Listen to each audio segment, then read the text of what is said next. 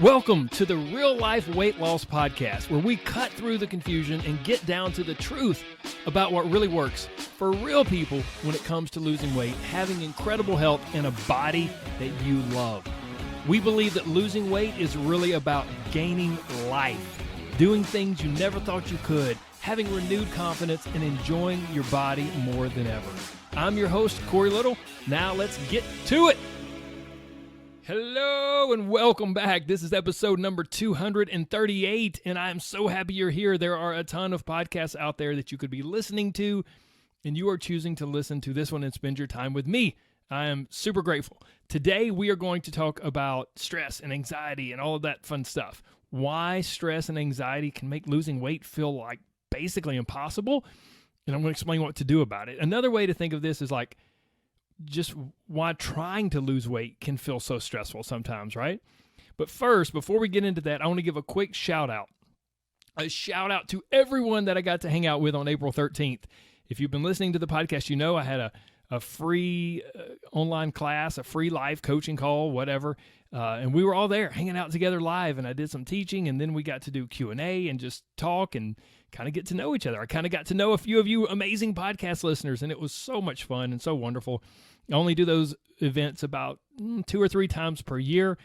But man, if you enjoy this podcast, if you listen and enjoy, you're crazy not to attend one of those. And I just, like I said, I absolutely love getting to interact with you, getting to know you and kind of hear your feedback and help you out as much as I can. So I love it. Thank you all for attending last week, a couple weeks ago.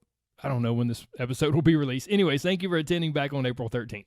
Now, let's not waste any time. Let's get into today's content. So this has been something that was bouncing around in my head for quite some time, partially because I already did an episode that was related in a weird but similar, or in a weird way, but yet still very similar. Way back in the spring of 2020, 2020, the pandemic. Yes, when it all got kicked off. We were freshly into that new crazy time, right? The worldwide pandemic. And this little podcast that you're listening to, that we're 230-something episodes into now, it was only 4.5 months old. It was in its infancy. I was on episode number 25, and I thought, you know what? I should do my best to help people try to navigate some of this really weird, stressful stuff that we're all going through. And here's a little segment of what I shared back on episode number 25 in the spring of 2020. I said, we are in some crazy, unprecedented times. When you think about it, it's kind of like we're living in a movie. There's an unstoppable virus spreading across the globe. People are quarantined to their homes. Everyone's looking at each other funny, wondering if they've got it, if they're sick. The stock market is dropping. Government officials are freaking out, and we're wondering, like, are we headed toward a massive recession or depression? Will we have enough food? How long will this last? And there's nothing to distract us. Everything's canceled. No sports, no concerts, no nothing. And if you're not careful, you find yourself constantly filled with this nonstop low to medium grade worry, anxiety, stress, and borderline depression. Maybe you're just trying to hold it all together and keep the panic attacks at bay.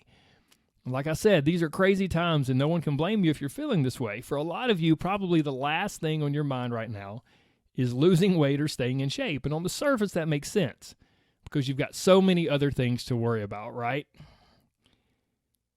That was 3 years ago. And some of you may be like, wow, I thought things had changed, but things really haven't changed that much. That sounds like today. I still feel the same way. I'm still worried. And the interesting thing, I have a number of friends and colleagues and so forth who are in the counseling world, and they said ever since the pandemic that it's been completely overwhelmed. Like, there are not enough counselors and therapists to meet the demands. And so a lot of these things, the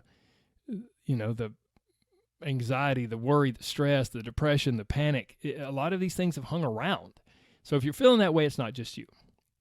But when I wrote that and recorded that, it was 3 years ago. Now, here we are, almost exactly 3 years later, and since that time, I've experienced personally tremendous stress myself.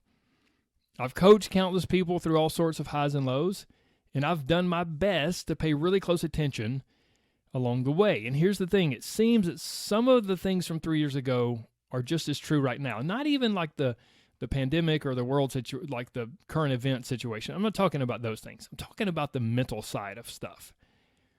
This part in particular, I said for a lot of people, probably the last thing on their mind is losing weight or staying in shape or getting in shape. And on the surface, that makes sense because you've got so many other things to worry about, right?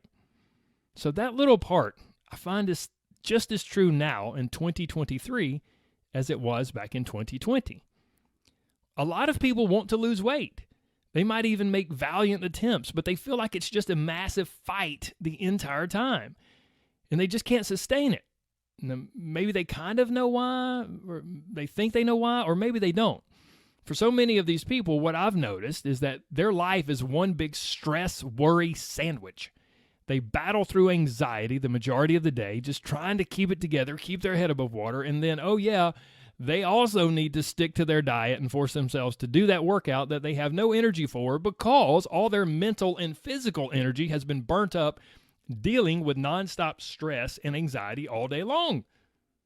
And some of you might be like, oh my gosh, I've never felt more seen in my life.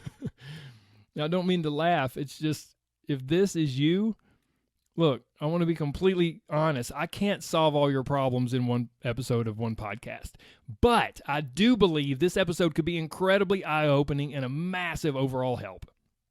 Today, we're going to dig into good old Psychology 101 to explain what's going on in your head and why you feel the way you do. It all comes back to the exact same concept that I discussed 200-ish episodes ago, Maslow's hierarchy of needs.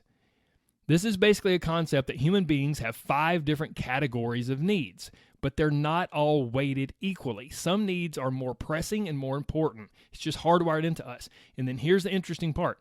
Until the more important foundational need is met, then it's nearly impossible, or it just feels nearly impossible, to give our time, attention, and energy to a different need or desire that is on a higher level. Now, this may kind of make sense. You may already be sort of familiar with Maslow's hierarchy of needs. You may remember that old episode. I don't know. Or you just may be totally confused. It's okay. Hang with me. I'll bring it all together. It'll all make sense. So let's start by quickly going through the 5 different needs or different levels of Maslow's hierarchy. It will be really helpful, in my opinion, if you think of this as a pyramid. That's usually the visual. If you Google it, that's what will pop up, a pyramid. I encourage you to, if possible, maybe even grab a pen and a pad and actually draw this out. Or you could, if you're sitting at a desk, you can Google it and just look at the images there as you listen to the rest of this episode. It will just, I think it really helps to have a visual to be able to see it, okay? Now, if you can't draw it, if you can't bring it up on Google, that's fine. Just visualize it in your mind. Okay? Okay, here we go. At the bottom of the pyramid, the biggest and most important level, the foundation, is our most basic needs. You can probably guess what these are. Food, water, sleep, and homeostasis, which basically just means biological balance. So the first set of needs are the physiological things that keep us alive. And it makes sense, right? Like without these, nothing else matters. If you die, nothing else matters. So, I mean, who's going to be interested in losing weight or getting in shape if they haven't slept in 4 nights and don't have enough food or water? No one, right? That's just the way it is. So that's the foundation. That's the basics at the very bottom of the pyramid. Now, if we move one level up the pyramid, our next most important need is for safety and security. Stuff like our physical safety, employment that ensures resources like money and a home, and then also Maslow clumps into this, health and wellness. But here's what's so important to realize, because you may be like, aha, that's why I want to lose weight. It's super, super important. It's close to the foundation of my hierarchy of needs. No. This is not physical improvement per se. It's just basic health, like in terms of safety. Like, is my health threatened? Am I going to die because I'm so unhealthy, because my health is so bad?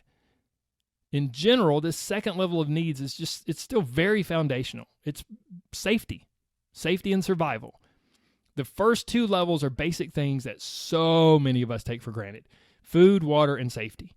Having these, honestly, in tremendous abundance on a regular basis is a big reason that most of us even have the luxury of worrying about physical improvement and how we want to look. As I'm recording this episode, a heartbreaking war is going on in the Ukraine. Now imagine going to some area over in the Ukraine where bombs have just been dropped, bullets are flying around, and people are scared to death.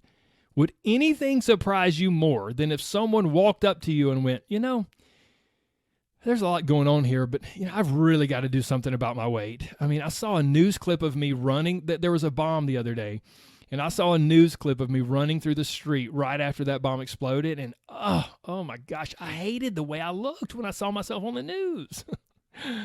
Yeah, I think you see what I mean, right? It's totally absurd. So now you're beginning to understand Maslow's hierarchy of needs a little better. So let's keep going. That's the first and second level. The third level, as we move up the pyramid, is our need for love and belonging and acceptance. Friendships, family, and sexual intimacy all fall into this category. These things are, of course, very important, but not as important as food, water, and safety. If you don't have the other stuff, you might die, and you certainly won't be interested in having sex or hanging out with your friends to catch up. So that's the third level. As we continue to move up, next at the fourth level, getting close to the top of our pyramid, is our need for esteem, self-esteem, stuff like confidence, achievement, and respect from others. Again, things that we're not worried about if the other previous needs aren't met. And then finally, at the very top is what Maslow called the need for self-actualization. He described this as achieving the fullest use of one's talents and interest. It's our need to become everything that we are capable of becoming. I guess this perfectly aligns with what we hear and see so much on social media. Stuff like, become the best version of yourself and live your best life. All of those sorts of little sayings. And I would argue that these top two levels are where losing weight and getting in shape fall for most of us. Whether people realize it or not, if we peel back the layers, the true underlying reason that we want to lose weight and get fit are to have more self-esteem, to have a sense of accomplishment and achievement, and to become our best self, or as Maslow would say, to become everything that we are capable of becoming. And all of these things are a perfect description of the top two levels of the hierarchy of needs. Our desire, your desire to lose weight and look better sits perfectly at the top of the pyramid. And it doesn't matter how important you think it is, your brain is hardwired. Don't miss this. Your brain is hardwired to not worry about it, to not care about it until all of the other needs are met. So even if you're like, oh my gosh, I got to lose this weight, if there is a perception in you that those other needs are met, your brain couldn't care less about losing weight and will not devote any time, significant time or energy or resources to it. Unless your weight has become a significant medical issue that threatens your life, threatens your safety back at level number 2, then our desire to lose weight and get fit is just sitting at the top of the pyramid. And make no mistake, wanting to lose weight is a luxury. Wait, hold on, Corey.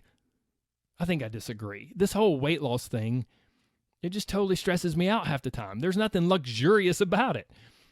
Okay, you may feel like trying to lose weight stresses you out and takes up way too much space in your head, but here's the crazy part.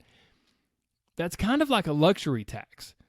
You live in such a, I don't know you personally, but if you really want to lose weight and you're stressed about losing weight, then this probably applies. You live in such a blessed time and place where all of your basic needs are met. Or if you're overweight, they're more than met. Food, water, safety, family, friends, and belonging. And that's the only reason you, me, we, any of us, it's the only reason we even have the luxury of worrying about how we look. Now, you may be kind of aggravated with me right now. And if so, I'm sorry, but I'm kind of not sorry. You may be like, Corey, okay, look, I'm halfway ticked off about how you're describing weight problems as a luxury, because it doesn't feel like a luxury to me and it really bothers me, but I'll try to get over that. I understand the pyramid of needs, but it doesn't make sense. Look, if my basic needs are met, and they are, then I should have plenty of energy and time to focus on the top of the pyramid. I should be able to lose weight. I should be able to self-actualize, to lose weight, to achieve my goals, since those other things like having enough food and water and safety are not holding me back. I hear you, and I agree. It makes sense on the surface. But remember what we said earlier. For a lot of people, life is one big stress, worry sandwich. They battle through anxiety the majority of the day, just trying to keep it together and make it to another day. So here's the thing. To your brain and body, when you're stuck in this level of stress, worry, and anxiety, it's very similar to being stuck in the lower levels of the pyramid. Even though you do have plenty of food, water, and safety, mentally, emotionally, physiologically, you feel like you don't. It's like your body is stuck in fight or flight, and your brain is trapped in a constantly stressed state. So it's like your basic needs aren't met, even though they are. And then you try to jump to the top of the pyramid and put even more pressure on yourself to lose weight and fit back into those jeans from 5 years ago. And your brain and your nervous system's like, what are you talking about? There's bombs exploding all around me. I'm worried about just making it to the next day. Proverbial bombs exploding all around you. This is why losing weight feels so freaking difficult, stressful, and nearly impossible for some people, for so many people. Honestly, your body and brain see weight loss and physical improvement as a luxury, and they're like, are you kidding me? It's like living in a war zone where there's a lack of safety, food, and barely enough water, and then demanding filet mignon. When you are constantly frazzled and burnt out by tremendous stress, worry, and anxiety, and then you try to force weight loss, that's what you're doing. You're demanding filet mignon from the Red Cross when they're just handing out bottles of water because everything's a big disaster area. So here's the obvious question. Why? Why is it like this? Why are we like this? Like, if our basic needs are truly met, then why are we stuck in this mental space where we feel like they're not met, where we feel threatened, we feel emotionally threatened, and then that trickles into our body and we feel physiologically and physically threatened? It could be due to a lot of different things, a ton of things. But just to go over a few, it could possibly be some really intense trauma from your past that you've just buried deep and never dealt with. It could be the loss of a loved one that you never properly grieved. It could be, God forbid, some sort of physical or sexual abuse. It could be any of those things. It could be a long-term, terrible, abusive relationship. It could be something maybe not quite as deeply scarring as that. It could be your perception of reality versus actual reality. Somehow you've taken on this lens of reality that puts you in a place of constant stress and worry and anxiety. And then that can lead to the next thing, which we talk about in my coaching program and we spend a good bit of time on, something that is called your emotional home. And it's basically this emotional state that you settle into that is not necessarily the state that you want to be at, but the state that you're most familiar with. And if it's full of stress and worry and anxiety, and you could have learned this from your childhood, or maybe this is something you developed when you were in college or in your early 20s or through a rough patch of life, but if it becomes your emotional home, then you will do things intentionally or unintentionally to get back to that emotional home. And you've probably experienced this, right? If your emotional home is one of tremendous stress and worry and anxiety, suddenly when life doesn't give you anything to be tremendously stressed, worried, or anxious about, it feels really uncomfortable. And you'll find something to be stressed, worried, or anxious about. I know, because I speak from experience.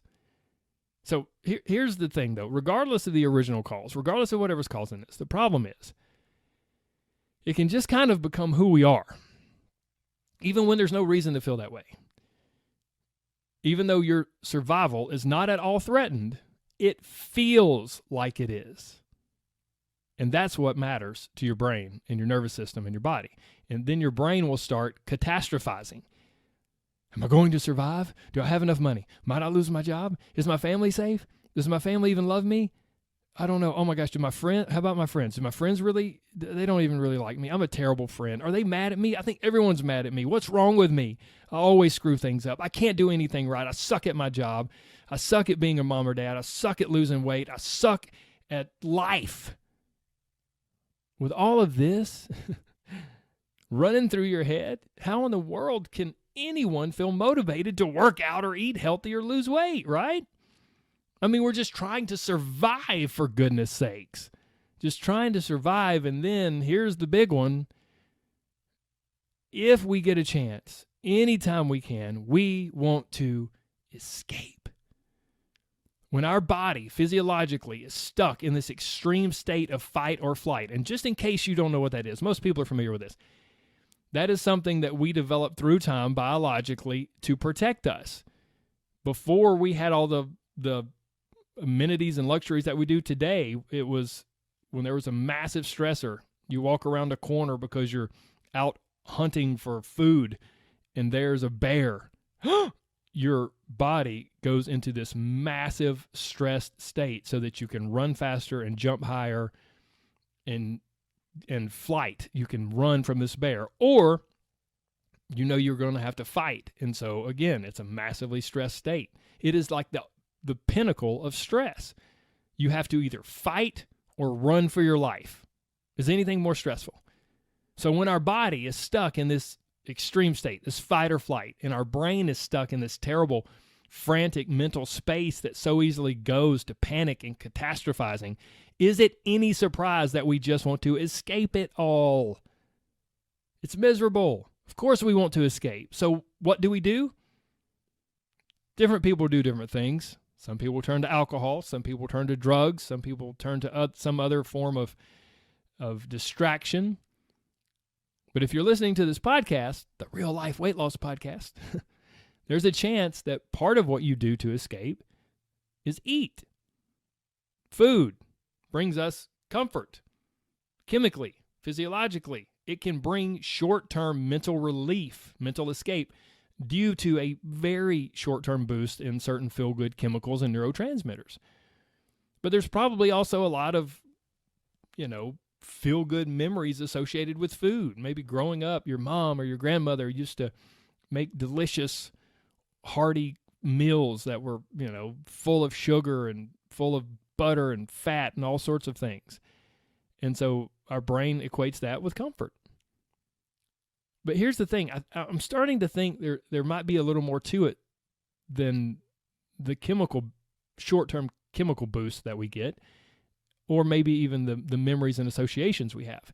I never really thought about it before this episode, but it only makes sense to me that when our perception of life feels threatened, so we're stuck like in that foundational level of the pyramid, right? Then maybe almost subconsciously we want the thing that we've been hardwired to believe will fix the problem. Food. That was the first level of the pyramid. Food and water. So maybe, just maybe deep down, there's this primal desire for more food if or when we're in this massively stressed fight or flight type of state, when we feel threatened and overly stressed. Now, there's no solid science or research behind that. Maybe there is, but nothing that I know of. It's just kind of a Corey theory. But I think there might be something to it. Here's the thing. The big take-home point from all of this is, if your life, or just your perception of life, has you stuck in the bottom two levels of needs, the bottom two levels of the pyramid, where your brain doesn't feel like the basic needs are being met, then it's basically impossible to ignore or overcome your stress in order to lose weight. Yet that's what so many people, maybe you, keep trying to do again and again and again and again.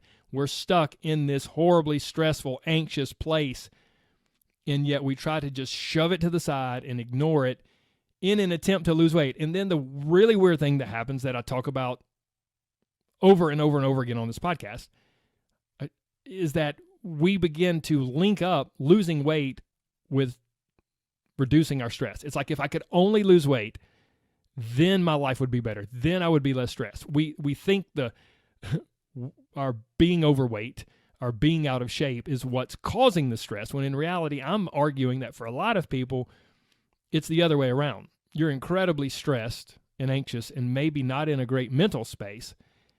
And maybe that's contributed to you being overweight, but it certainly is a massive roadblock to you losing weight and keeping it off.